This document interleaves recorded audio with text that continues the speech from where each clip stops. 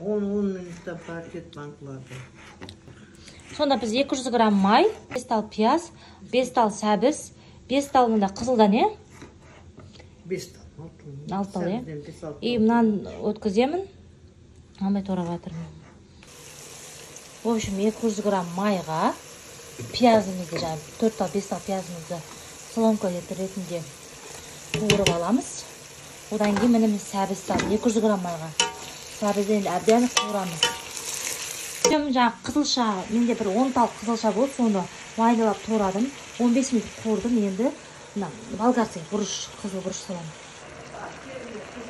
В общем, сонда қабықтары босап кетпеу үшін азақ тоғырады екенбіз, сол қызыл перецті. Одан кейін міне менде помидор примерно осындай.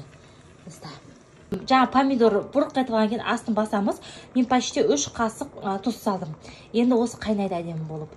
Қазір тағы мен міне көрініп тұр, 1 қасық қант салдым. Енді осы 45 минут қайнау керек.